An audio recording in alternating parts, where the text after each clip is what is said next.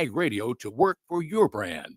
DeWittDailyNews.com is the area's leading local news source 24 hours a day, 7 days a week.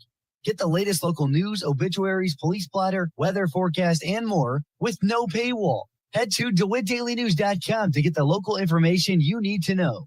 Netflix buffering, YouTube spinning, devices not connecting, Zoom calls dropping. Ugh, it's frustrating. Let's end your frustration by signing up for fiber internet in Clinton. Click the Connexus icon at DeWittDailyNews.com. News time is 8 minutes after 8 o'clock on this Monday. Top of the morning from the newsroom of Regional Radio and DeWittDailyNews.com. I'm Seth Lawrence with this expanded 8 o'clock newscast. Registration for Community's early childhood education program, Head Start, is open, and its leadership is encouraging getting that process started now. Chrissy Conklin with Community Action explains registration is underway for the next school year, so she is encouraging getting signed up as soon as possible. She reminds Head Start is a needs-based program. Yeah. Now is the time to do it. Yeah, so highly do not wait. Oh man, August is coming around. I should probably think about this. You need to think about it right now. Yes. Mm-hmm. Then we can, help you out and get the application complete and all that. So yeah, you could call our Lincoln office, 217-732-2159, on Facebook, Community Action Partnership of Central Illinois, or capsule.info. And there's a chat option on that page too. So if you don't feel like calling or whatever, we can help you that way. So there are some eligibility requirements. Mm-hmm. The main focus when Head Start started just a little bit over 60 years ago. We just had our 60th birthday in the United States. So that's really awesome. Hopefully there's 60 more years. But as far as eligibility goes, the main focus and the creation of Head Start was based upon helping low-income families. Mm-hmm. So that is the main focus for that. Foster families, children that are homeless. Mm-hmm. That is the focus. But we do take families, and we can take families that are considered over income. So over the federal poverty guidelines. It's not a large percent, but we can do that. Conklin indicates Head Start is always in need of educators. In DeWitt County specifically, they are in need of a family educator. This is a person who makes home visits once a week for 90 minutes to help build foundational skills. In DeWitt County, so specifically Clinton, we are looking for a family educator. So if you're not familiar with what a family educator is, that is an individual that goes and does home visits. So they meet with families once a week for 90 minutes, and it is meant to help educate the parent or guardian to help their child. So there is a lesson. We have the curriculum, PAT, Parents as Teachers. So it's assisting them to be in that teacher type role with your children. If you want to teach your child a certain skill, like how do you go about doing that? Because when they're younger, you need to break it down. You can't just say, hey, go put your toys away. What does that look like? And, or hey, organize this or put the forks away here or whatever. Those are very foundational math skills, literacy skills, because it's sorting, it's colors, it's size, it's shape. So, because some people are like, well, they're just utensils or they're just balls or whatever, but those are foundational skills. You have to know how to sort and organize things. Right. And that's part of the curriculum and working towards that. Just one more mention of applications. We are always asking for applications. Naturally, families move in, they move out, their family situation changes. Same as school, like kids move in, move out, So yeah, we definitely would love to have more applications for all of our counties, DeWitt, Logan, Fulton, Mason, Menard, Payette. If you're interested in signing up for Head Start, you can visit capsule.info.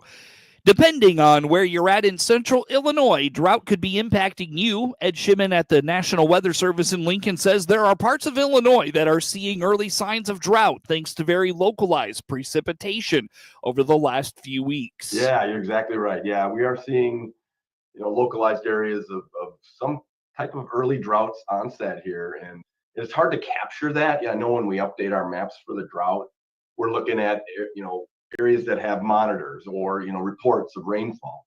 But in between those reports of rainfall, there could likely be, periods of areas of drought. So when Dr. Trent Ford, the state climatologist, tries to update that map with collaboration and across the state, some of that stuff might be getting missed unless people report. And that's why we have, like in CocoRa's, the volunteer observing network, you can have a report of soil conditions, and that's huge benefit, because there's some CocoRa's observers in DeWitt County.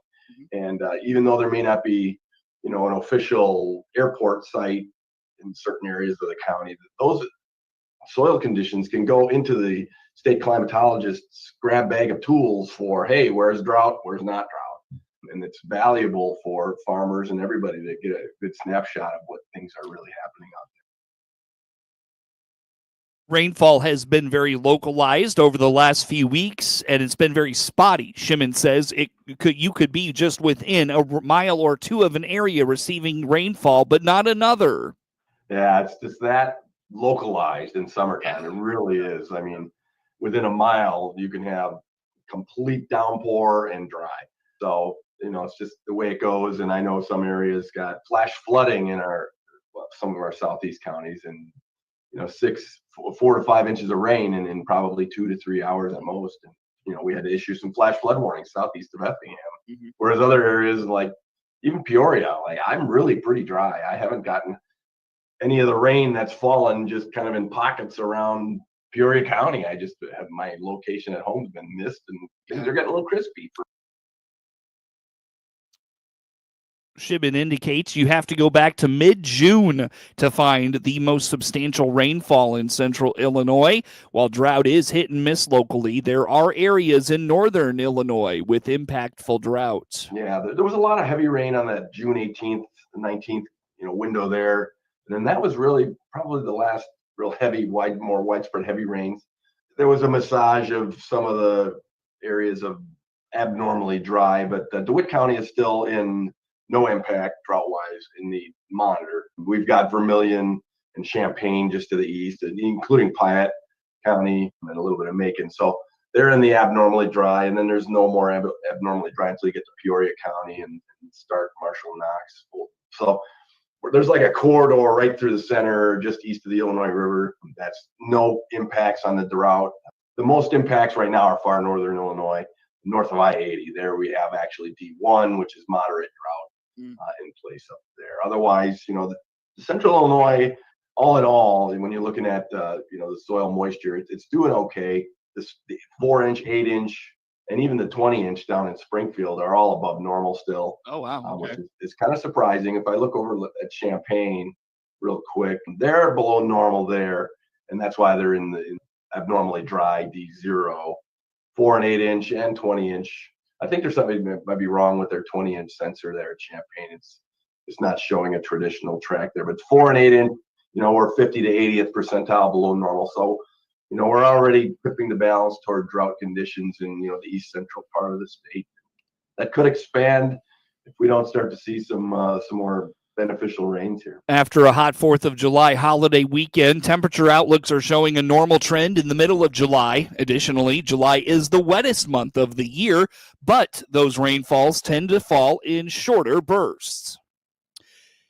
2025 marks 90 years of Social Security in the United States. Whether you are approaching retirement age or are decades from it, if you're an adult who is working and paying into Social Security, now is a time to start thinking about Social Security. Jack Myers with Social Security says you can create your own My Social Security account, which is a great way to start planning for the financial independence you one day hope to achieve through retirement. It's been close to 90 years now that Social Security programs have been helping people create financial independence. And so if you're approaching retirement age, or even if you're decades from retirement age, there's a pretty good chance that Social Security is important to you. And I encourage you to take a look at your Social Security information.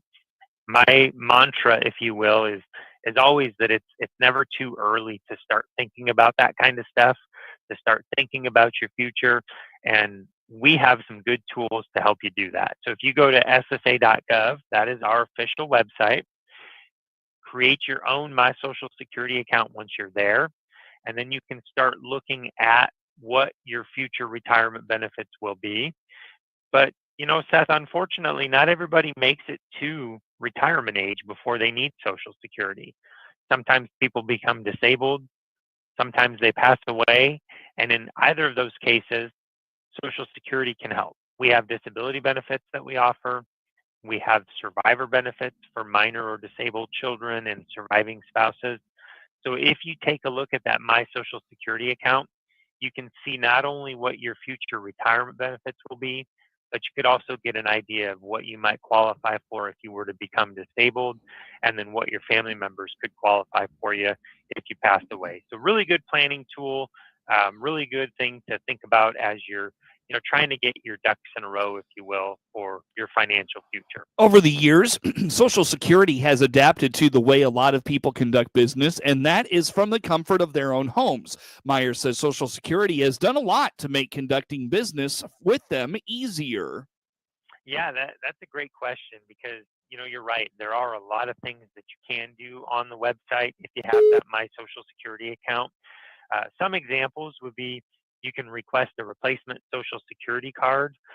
Whether you're receiving benefits or not, a lot of people need Social Security cards. So you can get that replacement through your My Social Security account if you don't need to change anything. If you've just misplaced your card or something and you've got a state ID or driver's license, you can get a replacement ordered right through your My Social Security account. You can get a verification letter. So if you're getting benefits either from SSI or Social Security, and somebody needs you to show proof of how much you get from Social Security or SSI, you can get that letter in real time within your My Social Security account. Log into your account, pull up the letter, save it, print it, do what you want with it, but you can get it instantly. You can also change your direct deposit information, but Myers points out this is for Social Security beneficiaries only. You can also start or change your direct deposit if you're getting Social Security. You can't do that as an SSI recipient online, but you can do it online through your My Social Security account if you are getting Social Security benefits. That's something that you can't do over the phone anymore. So having that access to do that on the website is a really good thing. If you want, you can also generate a security PIN through your My Social Security account that would enable you to do that over the phone with us by calling. So again, an advantage of having access to that My Social Security account. Again, visit ssa.gov/myaccount to get started. News time, 20 minutes after 8 o'clock on this Monday. We'll take a look at local sports coming up next. Get news anytime from your computer or mobile device at DeWittDailyNews.com.